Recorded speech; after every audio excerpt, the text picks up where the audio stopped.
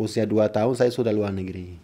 Oke. Jadi setiap tahun ke luar negeri, tapi biasanya kayak charter kalau kita bilang. Charter plane seminggu aja gitu ke luar negeri, Turki, Yunani, dan daerah panas gitu, main pantai gitu. Jadi dari kecil saya sangat hobi snorkeling, mandi di laut, lihat hewan laut, makhluk-makhluk Allah gitu kan.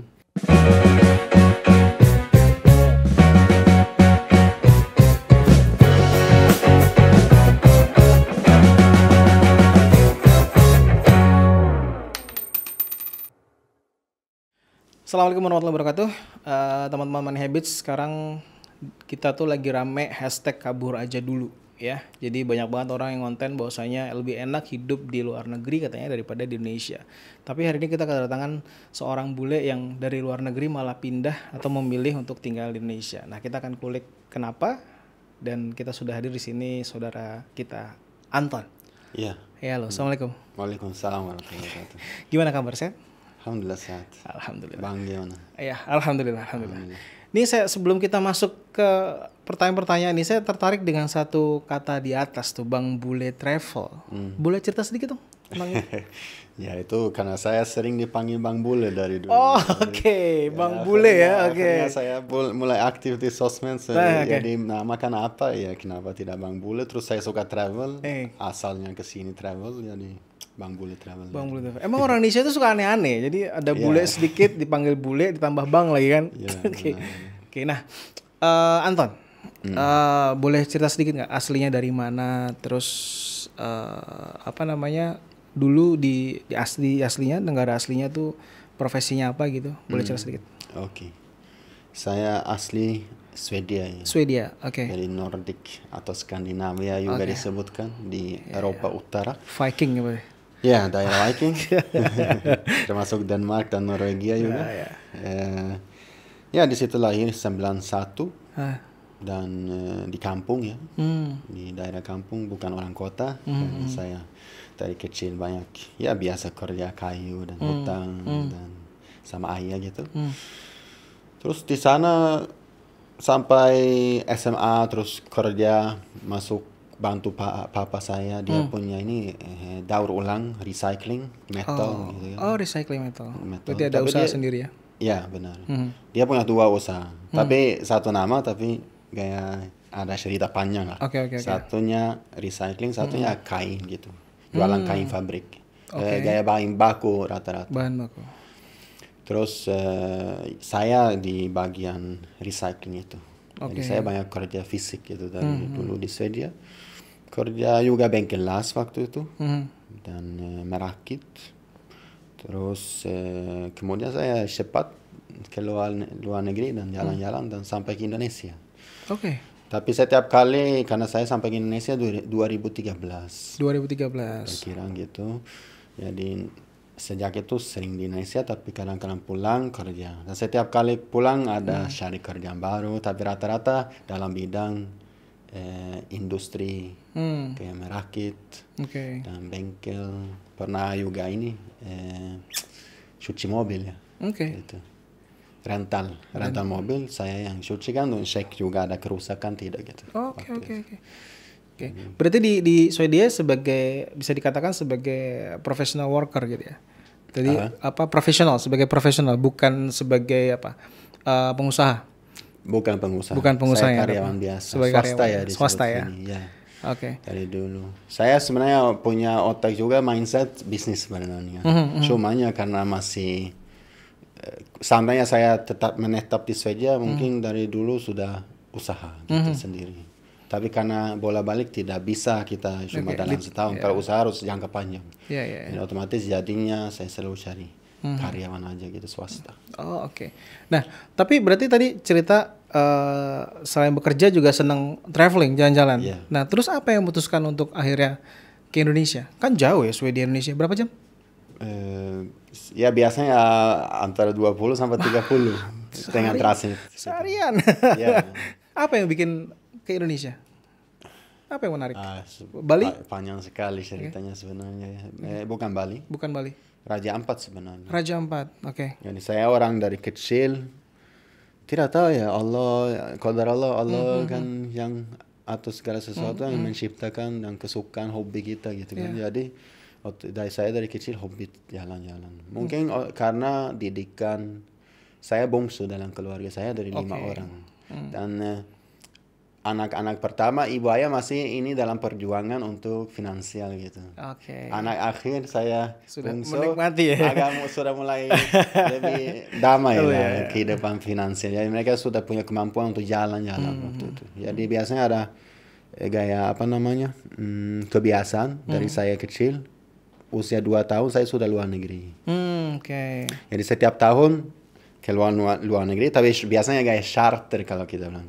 Charter plane seminggu aja gitu ke luar negeri, Turki, Yunani, dan daerah panas gitu, main pantai gitu. Jadi dari kecil saya sangat hobi snorkeling, mandi di laut, lihat hewan laut, makhluk-makhluk Allah gitu kan. Jadi saya sangat cinta alam dan jalan-jalan. Terus setiap tahun juga kita ketika musim dingin, kita tapi di Swedia biasanya ke gunung salju, main snowboarding, skiing dan sebagainya. Jadi saya suka adventure dari kecil. 2 tahun sudah rutin. Sudah diajak jalan-jalan muter-muter ya. Jadi saya punya otak dan saya setiap kali mereka pergi saya semangat gitu. Saya sampai cinta perjalanan walaupun jauh, saya cinta naik mobil ke sini walaupun 15 jam, suka banget ya di persiapan kayak mau pertualangan gitu. Jadi itu mindset gitu ya. Jadi saya dari sudah mulai injak usia dewasa gitu kan, SMA sudah persiapan saya nanti mau ke luar negeri, keliling dunia gitu. Jadi saya cuma harus cari modal kan. Jadi pas selesai SMA langsung kerja 2-3 tahun terus langsung Bismillah. Tapi tanpa Bismillah belum muslim waktu itu ya. Kayak gitu. Dan Raja Ampat karena saya pelajari, jadi hobi saya juga nonton alam tentunya. Dokumentaris tentang laut. Gaya yang dari BBC itu Planet Earth dan Frozen Planet. Semua itu saya nonton dan lihat. Terus selalu lautan yang paling hebat Raja Ampat katanya. Jadi saya mau ke Raja Ampat. Kemudian muncul di komputer saya di kampung sana di Swedia, saya lihat ternyata ada paket trip to Raja Ampat sama para orang hobi menyelam gitu. Saya belum punya waktu itu baru dasar penyelam gitu kan, baru sertifikat pertama gitu kan. Jadi saya tanya izin boleh saya ikut karena persyaratan lebih tinggi, harus punya ini keahlian. Tapi mereka bilang karena saya semangat dan mau, dibolehkan gitu. Itu 2013.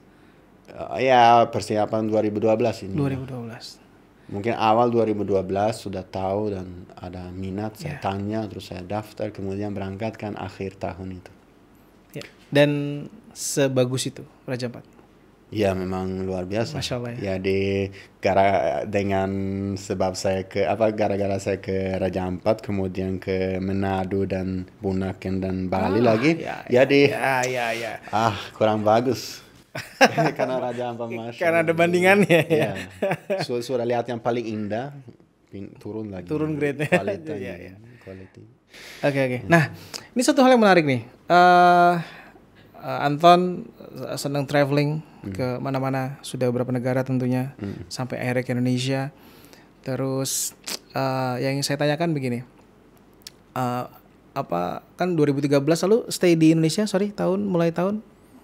Ya dari 2013, tapi itu kan masih belum tahu ya, tapi memang dari itu start lah, dan kemudian ternyata lanjut terus dari 2013. Ada kan pulang tadi kerja tapi ada sebabnya. Nanti kalau mau tahu saya cerita insyaallah.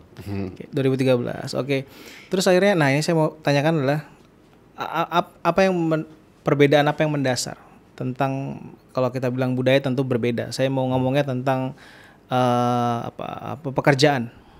Karena sekarang tadi di awal saya ngomong tentang ada satu campaign sekarang di sosial media gitu ya. Punya hashtag namanya kabur aja dulu. Jadi ini campaign ini bagi teman-teman yang orang Indonesia yang tinggal di luar negeri, yang dia bekerja di luar negeri, yang menceritakan bahwasanya lebih enak hidup di luar negeri, bekerja di luar negeri daripada di Indonesia. Nah, ini saya mau tanya yang orang asli luar negeri nih, gitu. Perbedaan mendasar apa menurut Anton ketika misalkan menjadi seorang professional worker sebagai karyawan lah gitu ya di Indonesia sama di luar negeri, gitu. Kalau menurut Anton? Apa bedanya? Iya, bedanya. Ya, saya itu ini kalau tentang masalah ini sangat panjang ya. Tapi saya biasanya bilang sebelum jelasin, saya biasanya bilang kalau di negara saya bos atau ya bos pemilik usaha yang dizolimi dan karyawan yang dilebihkan. Maksudnya sangat dinaikinnya. Jadi tidak adil di situ. Jadi bos mana yang dizolimi dan karyawan sangat dimuliakan. Kayak apa tuh dizolimi? Menarik nih kalimatnya. Seperti apa tuh contohnya? Karena bos banyak banyak kewajibannya. Jadi contohnya kita kan secara dalam Islam, contohnya saya Muslim kan. Jadi dalam Islam kan biasanya ada seimbang gitu. Keadilan, ada kewajiban masing-masing gitu, hak masing-masing gitu kan. Di situ lebih banyak kewajiban terhadap bos gitu.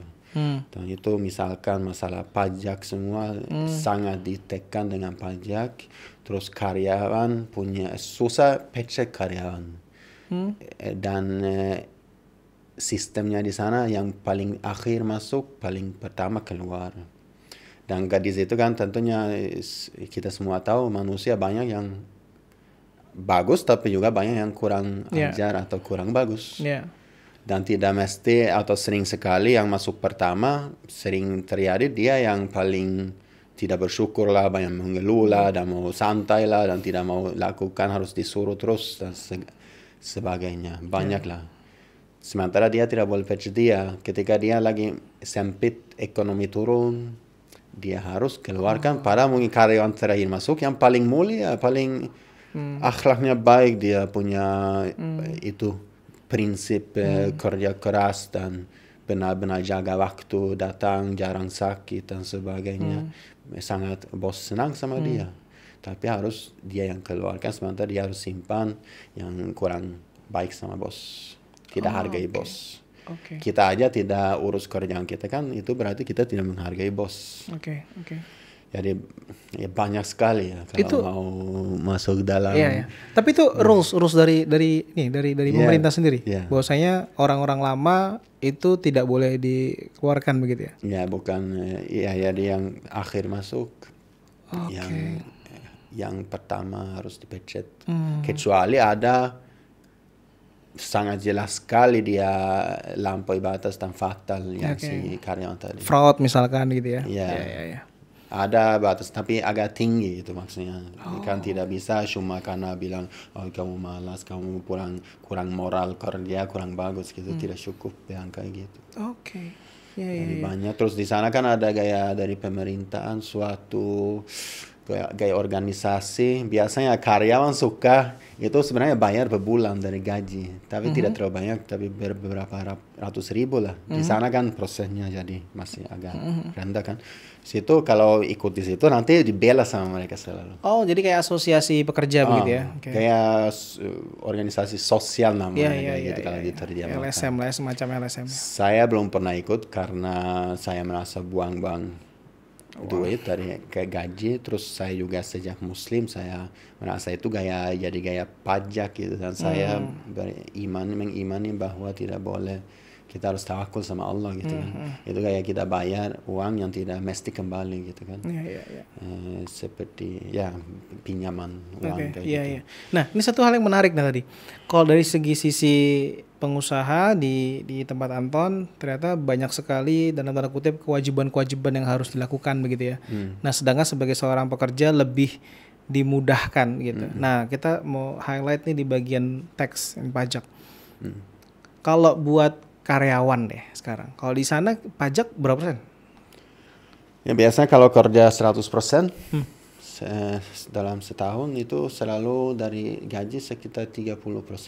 30%. Tapi apa yang diberikan oleh negara lah gitu dari pajak? Ya itu kita kan punya sekolah gratis semua sampai tingkat. Sebenarnya kuliah juga gratis. Sampai kuliah, oke. Kuliah gratis, semuanya biasanya harus beli bukunya ya. Hanya buku aja ya? Buku harus dibeli, tapi nanti tentunya kan kehidupan nafkahi diri itu. Ya ada dikit sumbangan juga dari organisasi dari pemerintah, tapi tidak cukup biasanya. Mungkin cukup kalau seandainya ini, masih tinggal di orang tua gitu. Karena sebagian orang kan beruntung tinggal dekat. Iya. Tapi yang tinggal jauh, kayak saya misalkan, biasanya sering kayak sewa apartemen selama masa kuliah gitu. Itu sering pakai sistem pinjaman.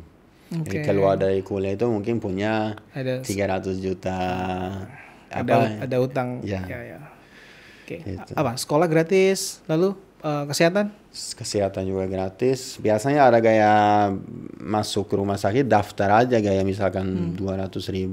Tapi apapun masalahnya selanjutnya semuanya ditanggung, maupun naik helikopter dan itulah operasi 100 kali sampai otak segala macam tidak bayar lagi, sampai jebol-jebol badan lah ya gitu ya. Jadi apapun sampai mati atau selamat gitu diurus kita. Pendidikan, kesehatan, what next? Apa lagi sana? Sekolah tadi, tapi sekolahnya juga makanan kan sekali makan siang di sekolah dari kecil juga, kecuali kuliah ya nanti. Cuma tapi dari TK, SD, bukan TK ya junior, high school, SD aja ya, dari kelas 0 sampai school, SMA semua selalu dikasih makan siang. Dan makanan itu pun bagus. Makanya saya itu kalau di negara saya yang bagusnya di sana tidak ada jajannya dari SD gitu kan, tutup. Tidak ada jualan itu ya, biar budaya di sini. Iya. Indonesia selalu ada para pedagang, terus anak membawa kue dan permen lah. Di sana dari baru SMP agak lebih bisa kita keluar beli kalau kita kalau mau jajan. beli. Tapi tidak dalam lingkungan, harus pergi ke toko di luar. Kalau SD kan tutup, ada ini biasa pagar, tidak boleh keluar dan tidak boleh belanja. Di situ cuma makanan yang bergizi lah, daging, kentang, nasi ada, dan roti dan sayur gitu, susu dan. Masih ada ini nggak sih, Anton, pungli kalau di sini apa ya istilahnya, pajak liar gitu.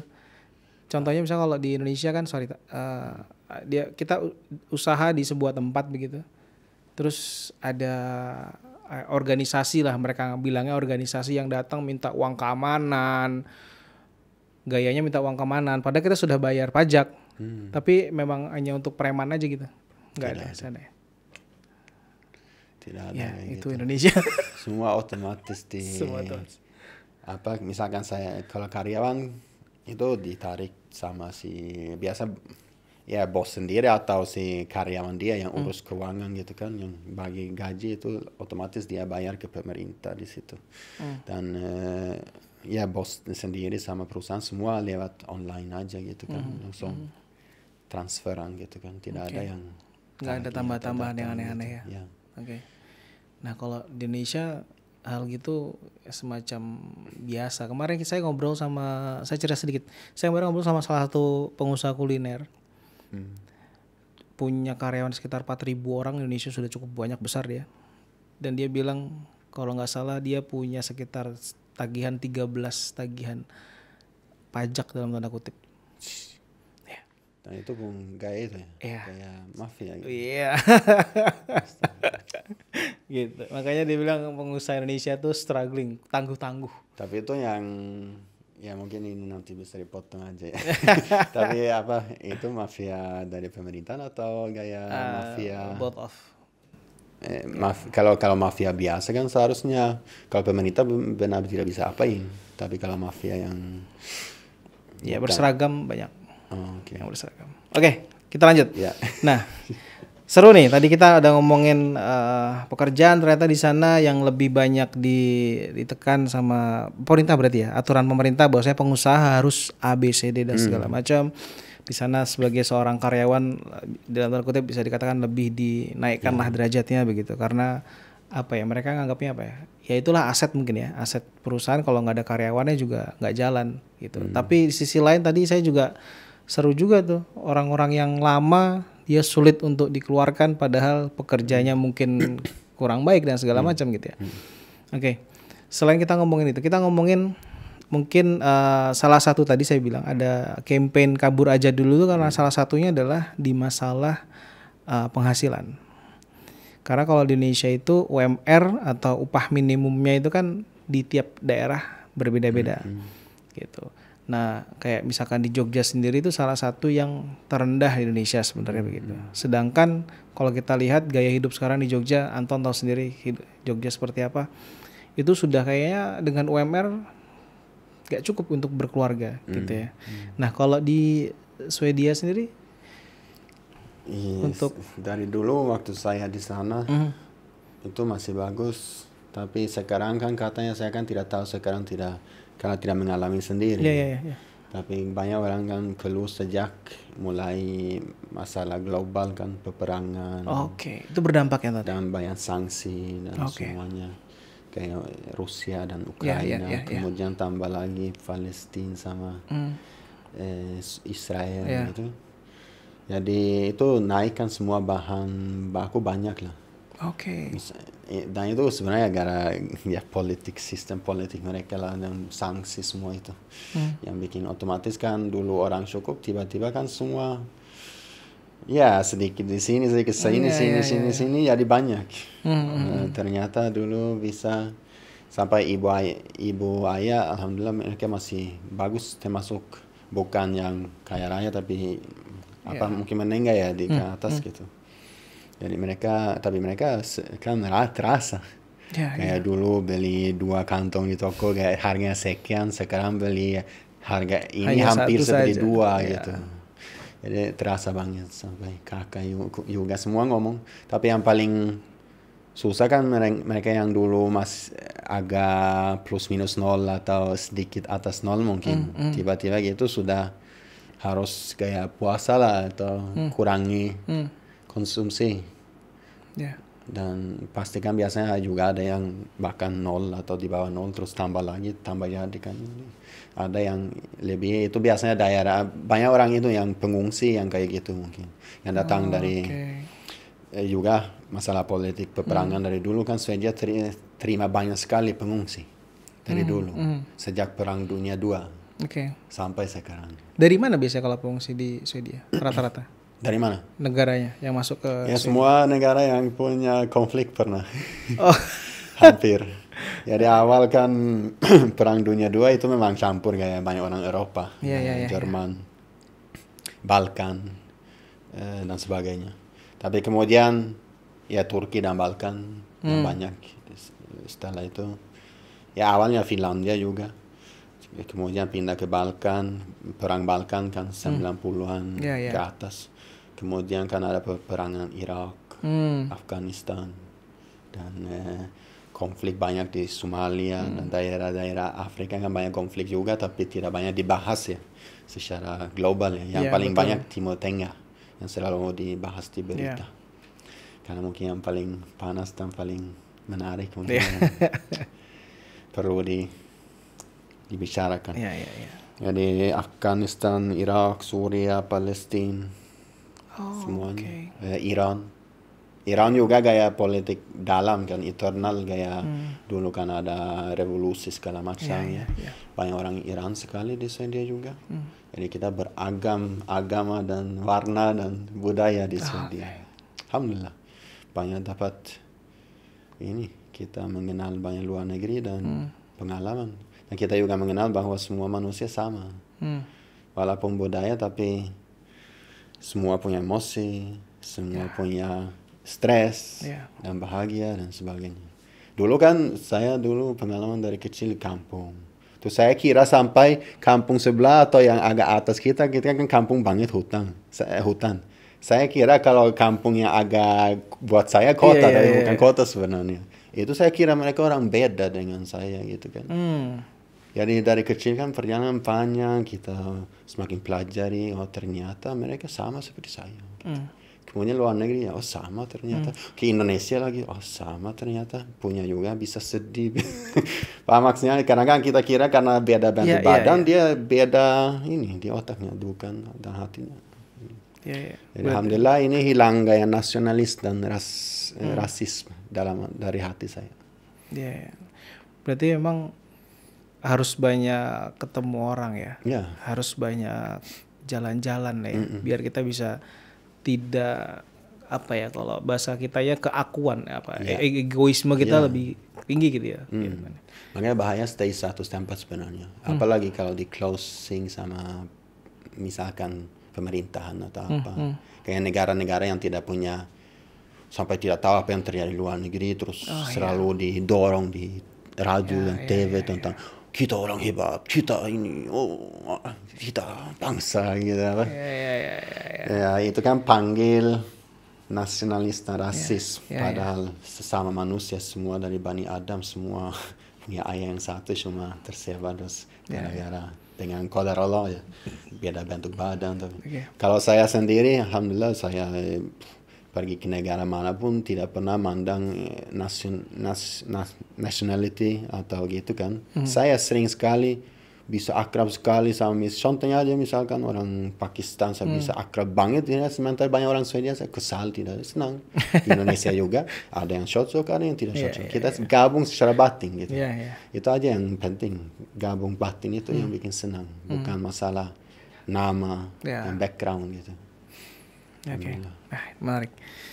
Oke, kita balik nih ke tadi saya mau tanya adalah di Indonesia berarti sekarang aktiviti selain Bang Bule Travel apa ada usaha kah di Jogja atau di Bali atau saya baru tahun yang lalu saya mulai mau usaha di Indonesia karena saya dulu cuma penuntut ilmu lah agama.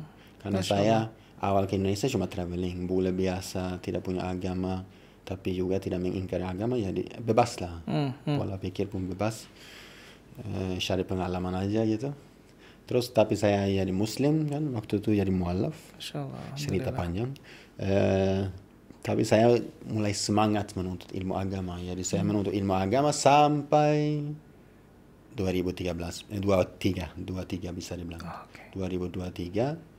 Selama dari 2013, 2023 itu saya bolak-balik ke Swedia kerja. Cari modal untuk belajar di Indonesia, habis pulang lagi modal pergi belajar di Indonesia, gitu terus. Tapi karena anak pertama saya kembar, mereka lahir 2018. Dari saat itulah mulai modal saya kurang cukupi. Dulu saya bisa tidak terlalu banyak kerja tapi stay lama, atau walaupun apapun saya kerja saya bisa stay jauh lebih lama dibanding ketika dapat anak dengan pampers dan susu dan sebagainya kan. Jadi terus dapat setahun kemudian dapat anak ketiga lagi. Masya Allah. Semua laki-laki. Masya Allah. Alhamdulillah, dan itu tambah lagi itu nafkah. Kewajiban saya. Jadi berat lah saya. 6 tahun dari anak saya kembar itu hidup, mungkin setahun saya jumpa, 5 tahun tidak hadir karena saking banyak pulang. Saya tidak pernah membawa mereka karena repot, susah. Saya tidak niat tinggal di Swedia, ya otomatis saya kalau membawa mereka kan mungkin plus minus nol juga gitu kan, tidak banyak bisa tabung untuk pergi pindah ke Indonesia atau luar negeri. Saya tidak niat stay di Swedia. Kedua, istriku kan tidak punya izin. Dan kalau saya tidak niat stay di Swedia, otomatis saya tidak bisa bikin tinggal jangka panjang. Karena cuma sebentar terus daftar aja bisa setahun. Apalagi waktu itu Suriah membondong 200.000 orang masuk gitu dalam beberapa bulan. Jadi imigrasi sudah kewalahan. Jadi antre bisa setahun lebih untuk dapat izin tinggal. Jadi saya selalu pulang sendiri, tinggalkan istri sama anak di sini. Kayak gitu. Jadi saya putuskan terakhir saya pulang hampir 2 tahun tidak jumpa anak. Terus kerja lembur kerja tidak habisnya, kumpul semua saya bisa. Terus ketika saya merasa cukuplah, saya bismillah, sekarang saya tawakal kepada Allah, semoga Allah buka jalan untuk saya bisa lancar usaha supaya saya bisa nafkahi keluarga saya di Indonesia. Karena saya merasa anak sudah semakin sadar. Dulu kan masih bayi gitu kan, tidak banyak sadar lingkungan. Kalau sudah mulai sekarang kan sudah mulai terpengaruh dari lingkungan dan butuh sosok ayah, apalagi anak laki-laki. Jadi saya merasa sekarang bahaya kalau saya lanjut tinggal ke mereka. setahun, 2 tahun, 3 tahun lagi. Sekarang sudah harus ada pembimbingan dari saya. Itu saya putuskan ke sini ya di tahun yang lalu baru saya mulai belajar di sosmed, mulai belajar bisnis. Sebelumnya tidak, cuma belajar sunnah dan Al-Quran dan sunnah gitu ya. Jadi itulah. Jadi sekarang lagi proses. Jadi bangun sosmed. Usaha apa? Di Jogja atau di Jogja kemarin sempat buka rumah makan. Tapi ya namanya usaha, apalagi awam, baru mulai belajar, banyak yang harus dipikirkan. Banyak, tapi alhamdulillah saya ya dapat banyak cobaan dan juga sekalian banyak pengalaman.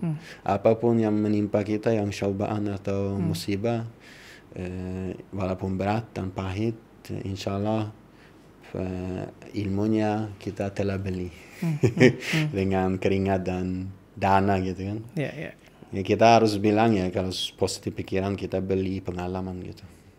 Dengan kerugian apapun itu, cobaan gitu kan. Jadi saya masih proses dan sekarang kita ada pindah ke Bali sebenarnya. Di Bali berarti ya. Di Jogja sama keluarga atau sendiri? Ya kemarin ke sini sama keluarga, anak dan istri.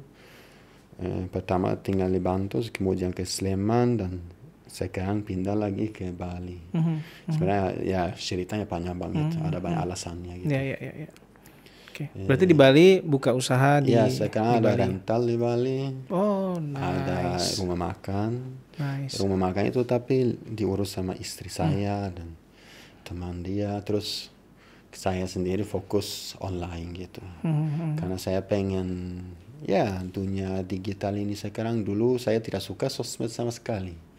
Saya banyak ini menyelek atau merendahkan atau gimana cara ngomongnya kurang suka lah saya. Waktu itu saya cuma lihat itu merusak anak muda dan manusia keseluruhan. Tapi saya setelah belajar bisnis, saya lebih terbuka hatiku untuk mainkan. Dan setelah saya pakai sendiri, saya melihat manfaat kalau tergantung kita sendiri. Mau pakainya untuk maksiat, kejelekan, atau untuk ilmu yang bermanfaat dan menyebarkan kebaikan gitu. Jadi itu alat yang punya dua, kayak pedang punya dua ini ya, tajamnya. Bisa untuk kebaikan, untuk keburukan. Jadi itu saya mau pakai untuk usaha dan menyebarkan juga kebaikan, merupakan ilmu dan dakwah gitu.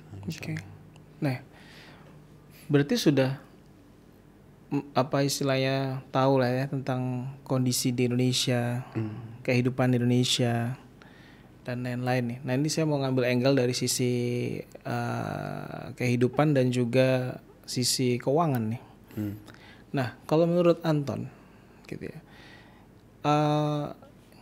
hidup di Indonesia ini sulit nggak daripada di tempat asli di Swedia? Sulit nggak dalam hal apa mencari nafkah gitu ya, terus dalam hal mengelola keuangan gitu, ditambah sekarang udah ada istri dan 3 orang anak gitu ya. Nah itu ya saya ini kan tahun pertama ya. Jadi saya telah mengalami banyak kesulitan sebenarnya kalau jujur, tapi itu karena mungkin ya karena saya juga beriman tentunya dan semua atas qadar Allah dan dia uji hambanya sesuai kehendaknya. Sebagian orang dia buka rezekinya luas, sebagian dia tutupi dan sebagian ditimpa ini dan itu. Jadi itu yang pertama lah. Jadi harus, itu yang saya mengimani. Tapi kemudian juga secara duniawi dan asbab. Kalau kita kan sebagai muslim ambil sebab-sebab keselamatan, sebab-sebab rezeki sebagainya. Kita kan harus ambil sebab-sebab rezeki yang paling afdol, yang paling kuat lah. Karena kita belajar dari pengalaman. Tapi saya tidak banyak background itu kan. Dan juga karyawan dulu. Jadi tentunya harus butuh waktu untuk kita kumpulkan. Apapun kita lakukan. Saya baru main golf, saya juga butuh waktu untuk jadi hebat main golf. Termasuk bisnis kan. Jadi mungkin karena saya masih banyak kekurangan dalam berbisnis gitu kan. Jadi sebenarnya makanya itu kewajiban orang tua sebenarnya. Kita semua punya bekal beda-beda. Betul. Jadi ada anak yang beruntung. Ya kadang-kadang sering banyak faktor ya. Mental anak sama mental orang tua. Kalau mental anaknya semangat dan suka meresap ilmu, dan orang tuanya semangat ajar dan punya bekal ilmu, anak itu sudah 18 keluar SMA sudah siap untuk berbisnis, gitu kan. Ya, oke. Sementara banyak yang jahil, yang tidak tahu, tidak diajarin. Mungkin bukan kesalahan dia, mungkin kesalahan orang tua, atau juga bisa jadi pemalas, tidak mau dengar dan tidak mau meresap. Jadi banyak faktor ya. Tapi jadi masyarakat kan beragam tentunya, tapi sering kali mungkin yang susah itu karena mereka belum bisa berbisnis. Banyak yang gampang dan banyak yang sukses. Mungkin ya dengan izin Allah dan juga dengan qadar Allah dia dapat keuntungan itu dan sebagainya kan. Tapi memang bisnis kan ada syaratnya kan. Tapi belum tentu juga karena semua harus izin Allah gitu. Akhirnya selalu izin Allah gitu. Iya. Jadi sebenarnya bisa dikatakan dimanapun ya gitu ya. Di terserah mau di Indonesia, di Swedia, dimanapun lah ya gitu lah. Balik lagi kalau kita bisa tetap tinggal lah ya kan gitu ya. Dan kita tergantung dari bagaimana kitanya berarti gitu ya. Menurut Anton gitu berarti ya. Iya. Cuma kalau ini perlu dilihatkan, kalau memang di Indonesia mungkin kalau buat jadi karya, makanya tadi yang awal saya cerita di sini yang dizolimi karyawan, di sana yang dizolimi bos. Kalau di sini karena karyawan kan agak gajinya kecil dan juga tidak banyak aturan dari sering saya dengar ya, saya tidak, karena saya belum pernah jadi karyawan di sini, saya tidak boleh pun, saya boleh berdagang sendiri kecuali saya izin kerja di bawah orang gitu. Jadi itu bisa beda dengan izin saya tinggal sekarang. Jadi saya cuma dengar keluhan orang, banyak dizolimi dari bos. Di Swedia kan terbalik. Jadi di sini gajinya sudah sering rendah, terus kata orangnya saya tidak tahu, kalau negara saya kan sebenarnya kalau kita karyawan gampang karena dihargai dan kita pun kalau semangat. Jadi saya lihat kalau saya pulang ke Swedia, saya merasa yakin saya bisa sukses banget sebagai karyawan gitu. Karena saya lihat saingan lapangan kerja tidak tinggi di Swedia. Karena banyak pemalas. Jadi kalau saya masuk perusahaan dan saya salah satu yang semangat dan mau grow gitu. Saya mau meresap ilmu mereka. Terus ada peluang, kita butuh ini orang yang bisa ngurus itu. Ya saya bos gitu. Kalau kita kayak gitu. Aktif ya? Iya, bos akan cinta kita dan kita cepat dapat ilmu dan pangkat naik. Jadi gitu di Swedia. Tapi kata ya di Indonesia itu saya tidak tahu, cuma dari dengar keluhan orang. Tidak tahu apa yang benar ya. Saya cuma sampaikan cerita orang. Mereka banyak keluhan, dizolimi bos. Walaupun kerja keras apapun tidak dihargai dan tidak bisa naik pangkat. Sering sistem nepotisme.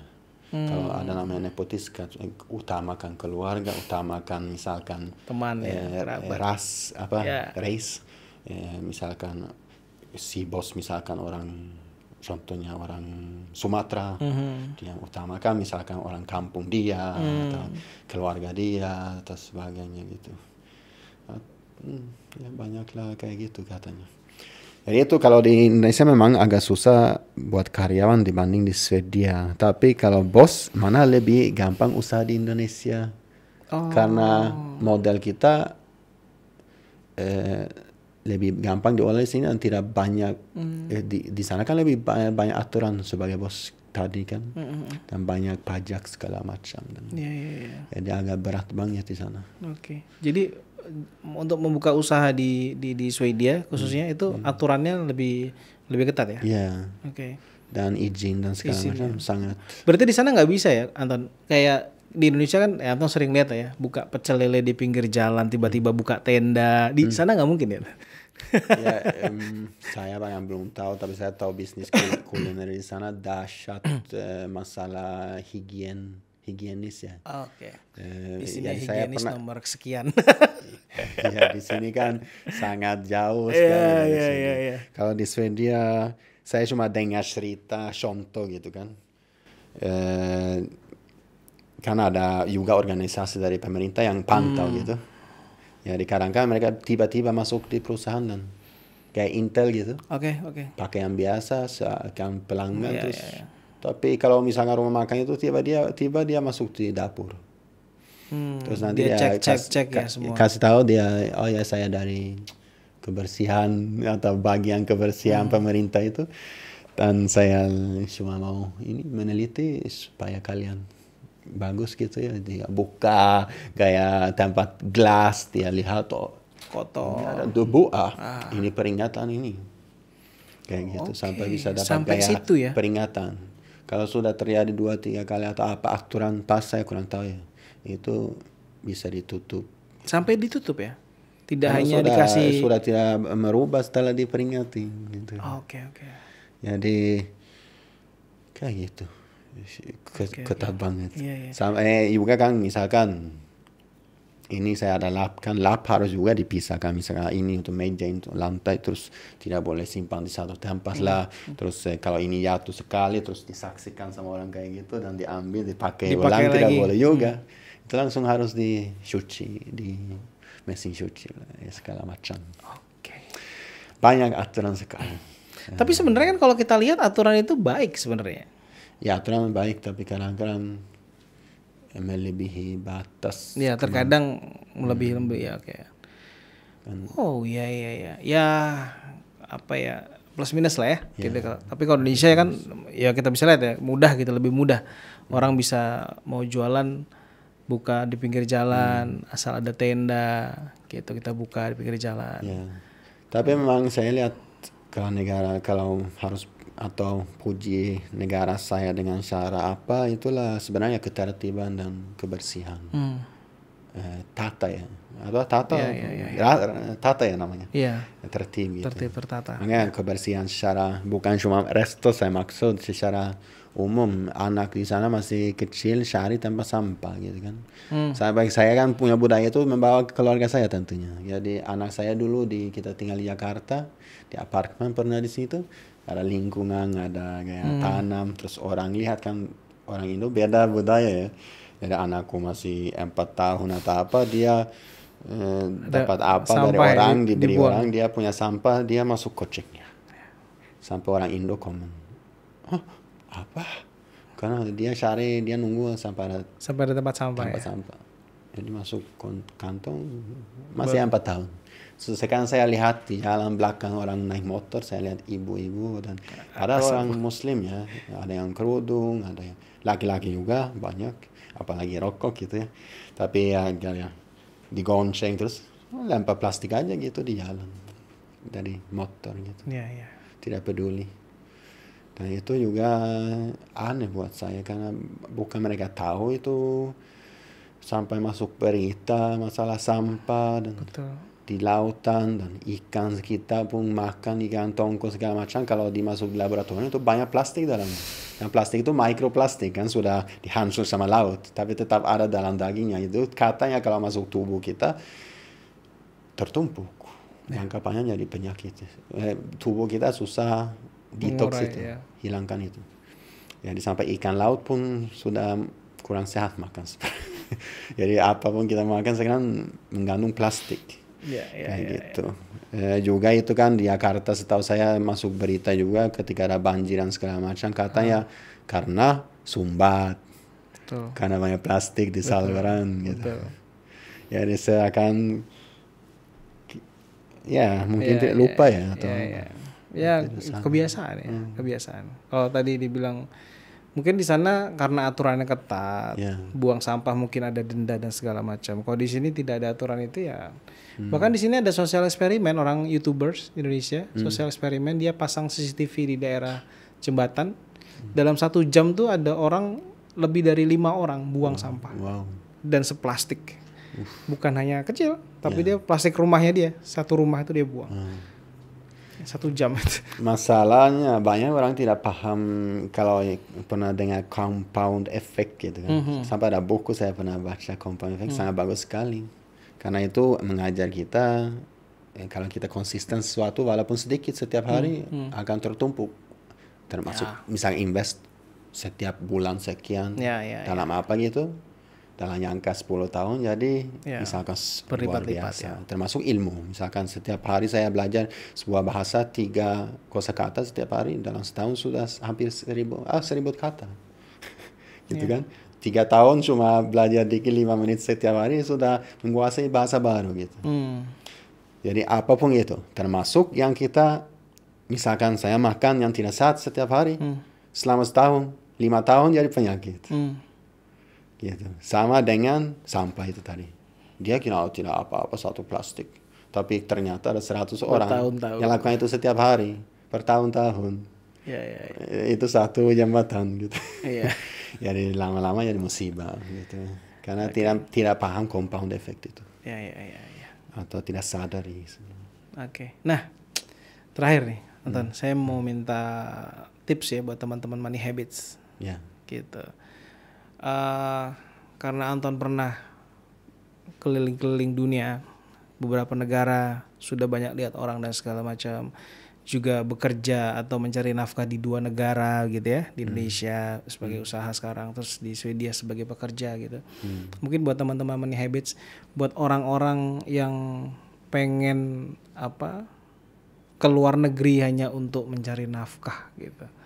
Nah, itu tipsnya apa? Atau mungkin ada masukan gitu buat teman-teman di sana? Apa yang perlu dilihat gitu? Apakah dari tempatnya, lingkungannya, atau hanya dilihat dari gajinya saja? Oh, di negara situ gajinya gede nih, nggak apa-apa lah saya ambil di sana segala macam. Atau dari apa? Menurut Anton sendiri? Itu luas banget juga sebenarnya. Itu kan tergantung masing-masing orang. Kewajiban dia, situasi dia, dan keyakinan dia tentunya. Dari keyakinan saya sebagai muslim kan jauh beda mungkin dengan orang yang non muslim atau tidak punya agama. Tapi dari keyakinan saya tentunya dia lihat kondisi keluarganya tentu. Kayak ibu ayah harus hormati, harus izin, dan tidak ada kebutuhan di sini. Kemudian kalau sebagai muslim jangan pergi ke negara non muslim. Karena dalam akidah yang saya percaya dan mengimani tidak boleh. Kita tidak boleh cari lingkungan yang tidak dukung kita beribadah. Karena kita diciptakan untuk ibadah kepada Allah Subhanahu Wa Taala, dan makanya carilah lingkungan yang baik, yang mendukung. Jangan cari lingkungan yang mensusahkan buat kamu jalankan agama. Karena itu yang utama. Kita diciptakan untuk ibadah. Jadi kalau cari rezeki memang wajib, tapi cari rezeki dengan halal. Jadi jangan mensusahkan dan korbankan akhiratmu untuk dunia, apapun itu. Tidak worth it walaupun kamu hidup sengsara atau miskin, lebih baik daripada jual agama gitu kan. Karena resikonya memang gitu. Kalau pergi ke negara yang non muslim, gitu. Tapi kalau pergi ke negara yang Islamik, ada lingkungan Islamik yang support, ya itu boleh, gitu kan. Jadi harus banyak research, dan walaupun misalkan bukan muslim atau siapa saja, seharusnya research tentunya. Jangan selalu sangka semua hijau. Kalau di bahasa saya ada, di seberang sungai tidak lebih hijau daripada sini. Ada kata-kata gitu. Sering orang sangka lihat, oh seberang sungai sana bagus rumputnya. Ternyata hanya kelihatan dari jauh saja. Jadi tidak punya banyak pengetahuan, makanya harus research banyak dan harus punya sebab yang manfaat buat kita. Siapapun yang jalan-jalan travel bagus kan, saya dukung karena dapat ilmu banyak. Sampai banyak imam Islamiyah, orang dari Islam, orang imam-imam besar yang dukung untuk hijrah demi ilmu gitu kan. Tapi harus jangan, kalau sebagai muslim lupa agama, jangan tinggalkan agama demi itu. Tapi kalau keuntungan untuk akhirat kita bagus gitu kan. Dan tentunya dapat banyak pengalaman, jadi banyak ilmu bagus. Jadi itu jangan korban agama, dan orang yang non muslim harus juga research, dan jangan sangka semua baik-baik saja. Dan nanti tentu lihat keluarga juga, supaya tidak ada yang dizolimi dari keluarga kita. Gitu. Perkiraan gitu. Terima kasih Anton. Ya, Masya Allah, jazakallah khair ya. Terima kasih.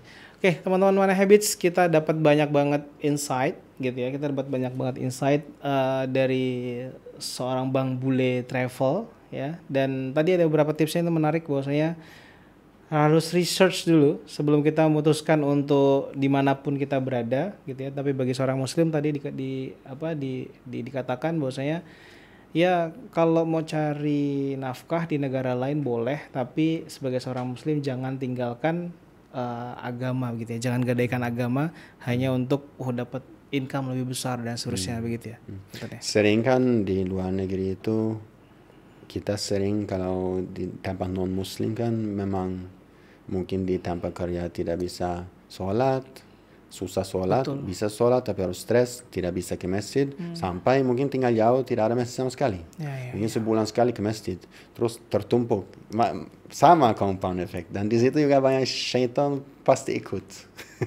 Jadi dia bisik terus. Jadi awalnya kita cuma lihat orang misalkan bermaksiat sedikit, atau kita mau jauh, tapi kemudian kita mulai menoleh, kemudian kita duduk, kemudian kita ngobrol, kemudian ikut dia. Karena syaitan dia juga sabar. Dia kan kekal sampai, apa maksudnya, sampai akhirat dia akan ganggu. Jadi dia punya sabar sampai kita wafat pun dia akan berjuang demi mensiasatkan kita dengan langkah dikit. Berarti wah luar biasa, banyak sekali yang kita dapat lah ya. Pokoknya yang jelas tidak hanya untuk diri kita sendiri kalau kita melihat itu, tapi juga apa efeknya buat keluarga kecil kita yang kita bawa kalau kita sampai ke luar negeri dan seterusnya gitu ya. Oke, terima kasih. Kita ketemu lagi di Money Habits selanjutnya. Terima kasih, Antar. Ya, terima kasih. Assalamualaikum.